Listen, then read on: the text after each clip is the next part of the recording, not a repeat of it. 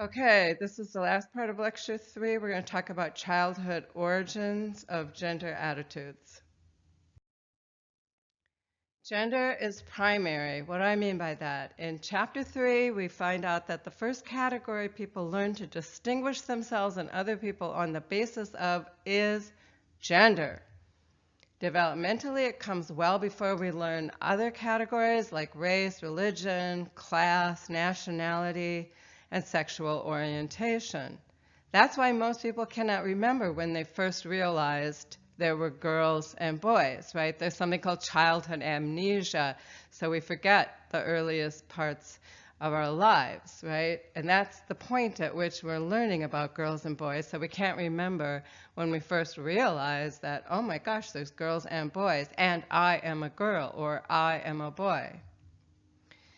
So even though you can't remember that, I'm hoping you can remember Mother Goose and nursery rhymes. Sugar and spice and everything nice, that's what little girls are made of. And boys, what are they made of?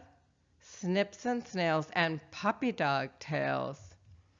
Mother Goose is a benevolent sexist, and she's an essentialist. What we're made of is very different stuff. No other groups are distinguished this way in the earliest stuff we feed our kids. So gender is special. Men and women are also unique because we evolve from children who not only rarely interact, but are often hostile towards the other gender. Girls, yuck. Boys, stink.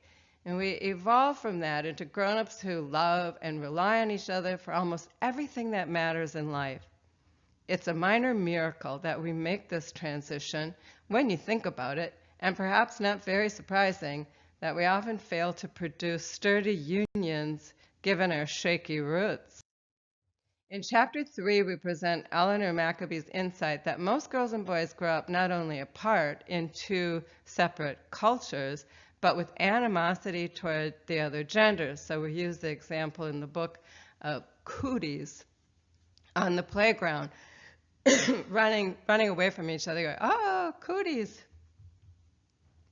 Social identity theory is the theory she relies on to explain why. So what is social identity theory? It's a classic intergroups relation theory that argues people draw their self-esteem from two wells. The self's qualities and accomplishments, so we feel good about ourselves when we personally achieve something or when we feel that we have positive qualities, but also we draw it from the qualities and accomplishments of our in-groups. So we're prone to think highly of in-group members and poorly of out-group members in order to strengthen the second source of self-esteem. So you may recall from social psychology that people demonstrate remarkable signs of in-group bias in laboratory studies. Even when the groups are based on minimal criteria, for example, randomly assigned name tags labeled W or Z, or maybe they're orange or yellow, or maybe they're told that they prefer the paintings of Paul Klee to Vasily Kandinsky. The minimal groups researchers have used all kinds of ways of telling people you differ from the other group in ways that are meaningless, not much more meaningful, really, than sharing an elevator and saying, oh, this is my elevator in-group. No, people don't do that. But if you tell them they belong to a group W or group Z, boom. What do you find? In-group bias. People prefer their quote-unquote own kind, and they favor them over out-group members when they're told to dole out rewards, whether it's money or points or credits of some kind. In-group bias is much more powerful when groups are real and based on long-standing allegiances like nationality or religion or political ideology. If you doubt it, just think about sports fans. They have absolutely nothing to do with the team's success or failure, yet people go crazy. They cheer their team and they condemn the other team, and it starts really young. Given that gender groups are learned first, children use it as a powerful source of identity and self-esteem early and often. In chapter 3, we describe how this can push boys and girls towards exaggerating their differences in ways that favor the in-group and disparage the out-group. For example, my nephew Joey, when he was 7 years old, announced to a Thanksgiving holiday gathering that boys go to college to get more knowledge, but girls go to Jupiter because they are stupider. The grown-ups laughed. Nobody was horrified that he had such a prejudiced opinion of half of his peers. Adult complacency is a sign of accepting kids' hostility, no doubt because they realize, hey, he'll change his opinion of girls as he matures. And in fact, Joey did. I love the tables in Chapter 3 showing that boys and girls don't really have gender stereotypes. Instead, they rate their own group high on good traits and low on bad traits, and the other gender gets the kiss off. Kids, in that way, are unabashedly sexist.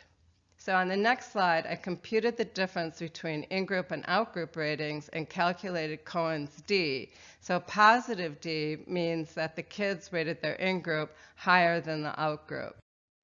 So what do we see for positive traits like smart and confident? Both boys and girls are seeing their own group as smart and much smarter than the other group, right? These are healthy effect sizes. And when it comes to confidence, both boys and girls see their own group as more confident than the other group.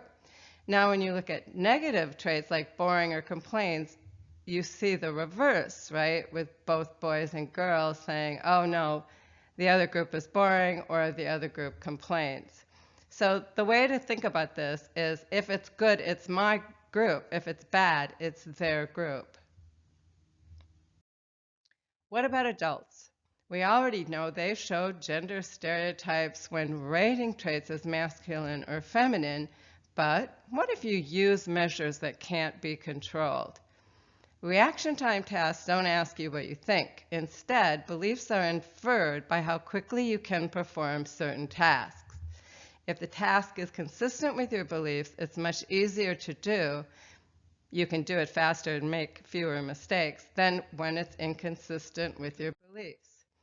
So in 2001, when I was doing a postdoc with Anthony Greenwald at the University of Washington, who is the author of the implicit association test, and we'll be learning a lot more about that in coming up soon. What I wanted to do when I met him is I said, I want to see if people have automatic gender stereotypes. So we asked University of Washington students to associate words related to women and men with power words and weak words. These are the words we use to represent women, men, power, and weak. And what we expected is both genders would associate men with power, like words like leader, potent, and hardy, and women with weak words like gentle, weak, and fragile. But we were surprised. Instead, both men and women associated their own gender with strong and the other gender with weak. Okay, but what about warm and cold words? Shouldn't women be linked to warmth more so than men? That is the infamous female communality stereotype right there, right? But surprise again, true for women.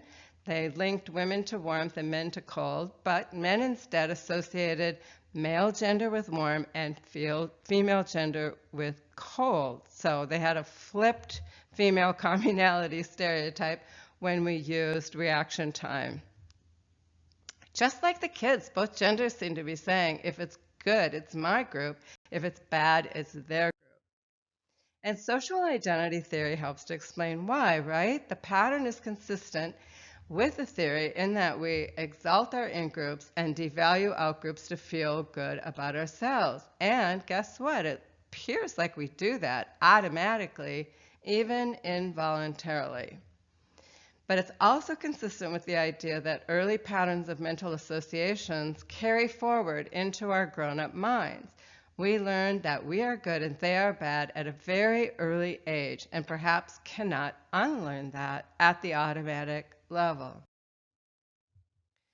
Now, you can bypass automatic in-group bias. All you have to do is present people with stereotypes that are equally positive.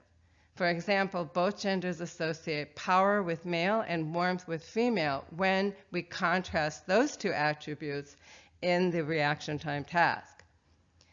So what's the difference? Power, weak, and warm, cold are evaluative stereotypes. Power is good, weak is bad, warm is good, cold is bad, right? And for these, even grown-ups show in-group bias instead of gender stereotypes, just like the kids. Only way to get rid of it is to contrast two positive attributes like power and warmth. Then we find strong evidence of automatic gender stereotypes. So we use the implicit association test in this research. And before you watch the next lecture, I want you to visit Project Implicit in order to take two IATs yourself. One is gender science and the other is gender career. See your syllabus for the link to Project Implicit and instructions for how to get there quickly. Take as many IATs as you want, but I do want you to do the gender science and gender career IAT for sure. What you'll notice is the IAT doesn't let you control your responses and your scores, because the Project Implicit website will give you feedback, may surprise you. For many people, the IAT gives insight into just how much the culture has brainwashed us into pigeonholing men and women into different roles and majors. From playground to puberty, Chapter 3 covers developmental stages that are necessary for understanding grown-up relationships. Most critically, the idea that we police gender boundaries beginning on the playground. It's often said that children are the most conservative creatures alive, and that also applies to policing gender bounds. But as kids, we learn to do that from grown-ups who are especially concerned that boys not act like girls. So-called sissies and mama's boys are teased mercilessly. By comparison, tomboys are more accepted. But boys must be boys. Boys who show any interest in girlish activities are too often sent off to therapy for fear they might be gay. It takes much less gender deviance for boys to be kicked into clinical assessment and to be diagnosed with gender dysphoria. That's tragic enough, but even without clinical intervention, the pressure to quote-unquote be manly is costly for boys. I taught dance for many, many years, and I often found incredibly talented boys, just boys who seem to have a natural gift for dance and seem to enjoy it so much. But by around age 10, they almost always quit thanks to peer pressure from other boys who thought dancing was for girls or gays. I find this really sad because it prevents boys from expressing their genuine talents if they have any whiff of femininity. So the idea that any male interest in female activities must mean you're gay stems from inversion theory, which has roots in gender essentialism. Back in the 1800s, the sexologist Krafft Ebing, and later Freud, claimed that homosexuals were more like the other gender than their own gender. So gay men were more feminine than masculine, lesbians were more masculine than feminine. Essentialism is this idea that boys and girls are born with different essences, but these get turned upside down or inverted in gay men and lesbians. Is it true? It's not true. Gay men are more masculine than feminine, and lesbians are more feminine than masculine. And that makes sense because we learn our gender identity long before we find out our sexuality. But people believe otherwise. If you ask them to rate the qualities of straight men and women and gay men and lesbians, you find these crossover ratings. So gay men are rated as more feminine than masculine, and lesbians are rated as more masculine than feminine. So this is a very powerful and wrong idea that still exists today. Inversion theory suggests that attraction to the other sex is one of the key things that makes us real men and real women. If we don't have that attraction, something went terribly wrong, turning us into the other sex. So gay men are thought to lack the male essence that gives men their status, And in fact, attitudes towards gay men are harsher than they are toward lesbians, likely because of this drop in status. If you are a feminine man, your status takes a hit. But if you're a masculine woman, it's not so bad, right? Might even be good for you. Note how devaluing gay men for being effeminate is in reality rooted in sexism. After all, if women had equal status with men, it wouldn't matter if men shared women's interests. Nobody would care because women's interests would have the same value as men's interests. And by pressuring males to prove they are not gay, we get a lot of needless rowdiness in boys and tragic violence in men. From childhood to adulthood, it's more important for men at all stages of their lives to distinguish themselves from women than for women to distinguish themselves from men. As we'll see later on, research shows it's remarkably easy to threaten men's gender identity, and when you do that, they react with antisocial behavior that includes acting out with aggression. By contrast, women don't get so worked up. If somebody thinks they aren't especially feminine, they may even be proud of it. But that has much to do with gender and status. A big reason why adults are ambivalent about the other gender is because as children we are segregated from each other. If we did not grow up apart, it would be easier to come together to form solid unions. For the childhood segregation exercise, exercise 2, consider why we are kept apart and why we are distinguished from one another, often in ways that support essentialism and traditional gender roles per Egley's social role theory. And I'll be excited to see what you find out.